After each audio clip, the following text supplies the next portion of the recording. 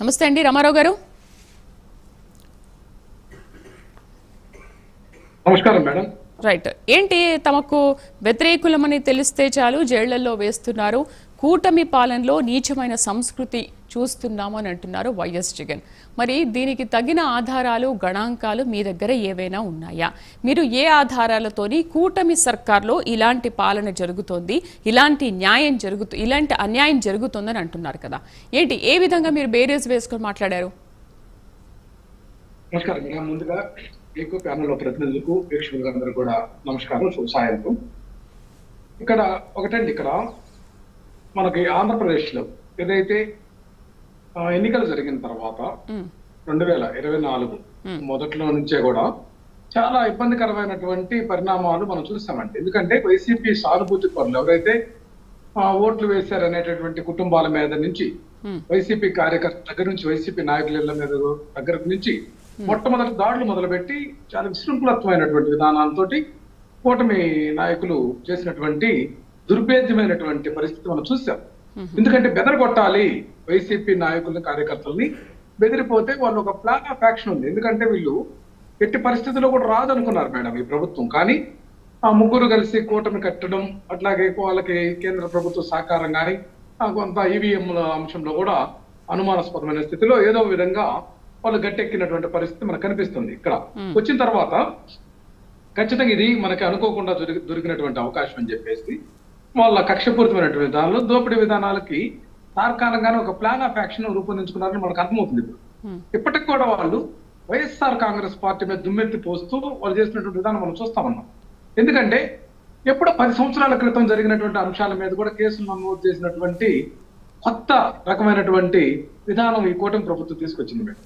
చంద్రబాబు నాయుడు గారి నేతృత్వంలో అంతా కూడా ఆర్గనైజ్డ్ ఒక సిస్టమ్ తీసుకొచ్చారు. ఎక్కడో ఒక కార్యకర్త ఎక్కడో రాయలసీమలో కేసు పెడతాడు, ఒక కార్యకర్త ప్రకాశం జిల్లాలో పెడతాడు, మరో కార్యకర్త గుంటూరులో పెడతాడు.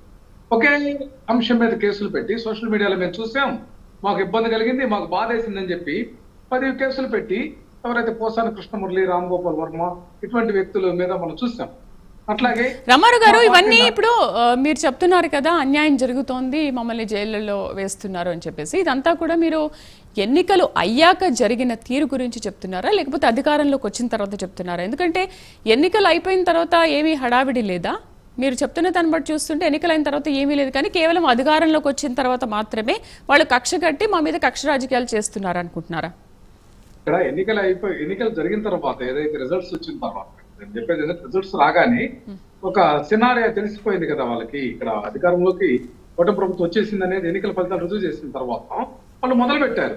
ప్రభుత్వాలు ఏర్పాటు చేయకముందే వాళ్ళు ఎన్నికల కమిషన్ నిబంధనలు అమలవుతున్నటువంటి కాలంలోనే మొదలు పెట్టారు. ఇంత దుర్మార్గం ఎక్కడా లేదండి. ఇక్కడ ఎన్నికల కమిషన్ మన భారతదేశంలో కానీ మన రాష్ట్రంలో కానీ ఎంత వీక్ గా ఉందనేది అదే మనకి రుజువులు అనమాట. దాదాపు 15 రోజుల పాటు కూడా ఎన్నికల ప్రవర్తన నియమావళి యొక్క ఎలక్షన్ కోడ్ ఉంటే దాన్ని ధిక్కరించి కూడా వీళ్ళు చేసినటువంటి విధానాన్ని ఈ యొక్క రాజ్యాంగ పరంగా కూడా ఎటువంటి యాక్షన్ తీసుకోలేనటువంటి పరిస్థితి. ఎందుకంటే డబుల్ ఇంజిన్ సర్కార్ పైన కింద మేము ఎన్డీఏ సర్కార్ అని చెప్పుకుంటున్నారు కదా, ఇక్కడ ఈ ప్రభావం కావచ్చని ఒక ప్రజలు కూడా చాలా ఇబ్బందికరంగా ఫీల్ అయ్యారు. అట్లాగే మర్డర్స్ మనం పల్నాడులో చూస్తే వినుకొండలో మర్డర్ చేసినటువంటి నడి రోడ్లో అంశం కానీ, చాలా మందిని కత్తిపోట్లు పొడిచినటువంటి అంశం సోషల్ మీడియాలో చూస్తే చాలా ఇబ్బందికరంగా ఉంది. అసలు ప్రజాస్వామ్యమా ఇది, లేకుంటే ఎక్కడున్నాం మనం ఏంటనే పరిస్థితి కూడా వచ్చింది కదా మేడం. అయితే ఈ పరిస్థితుల్లో వీటన్నిటిని కూడా మా పార్టీ అధినేత జగన్మోహన్ రెడ్డి గారు,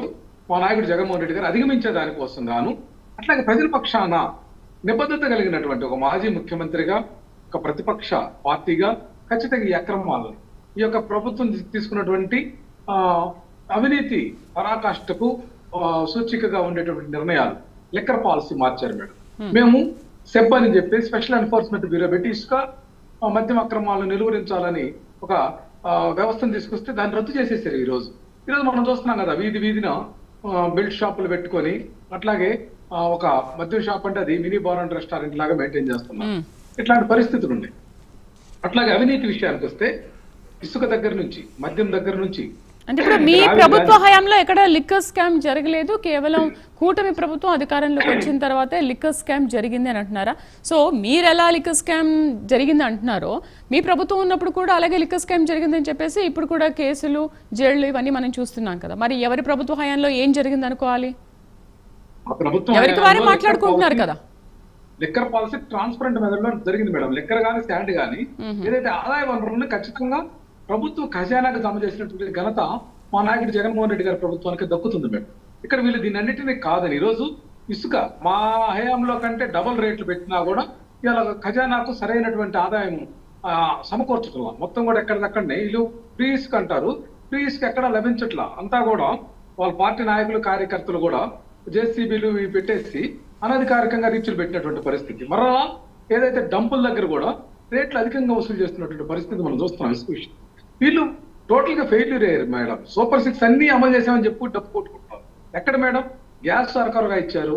ఇప్పుడు ఫ్రీ బస్సు కూడా వాళ్ళు చెప్తుంది ఏంటంటే ఆగస్టు 15 చేస్తాము, బట్ జిల్లా పరిధిలోనే మేము దాన్ని లిమిట్ చేస్తామని మళ్ళీ చెప్తున్నారు. మాట మార్చినటువంటి మనం చూస్తాం. మొన్న ఈ మధ్యన ఎర్రంనాయుడు గారు కూడా మహిళలకు ఏదైతే 1500 చొప్పున మంత్లీ ఇచ్చే దానికోసం అది చేయాలంటే, ఆ పథకం అమలు చేయాలంటే ఈ ఆంధ్రానే అమ్మేయాలని వాస్తవం చెప్పాడు కదా మేడం. అంటే అట్లా అలవిగానే హామీలు ఇచ్చారు. గతంలో మేము సంక్షేమ పథకాలు ఇస్తుంటే వాటిని ఎత్తే చేసినటువంటి వ్యక్తులే మరలా మాకంటే ఎక్కువ ఇస్తామని చెప్పి ప్రజలను మోసపూరితమైనటువంటి హామీలు ఇచ్చారు కదా మేడం. నిరుద్యోగ వృత్తి ఇస్తామని చెప్పారు.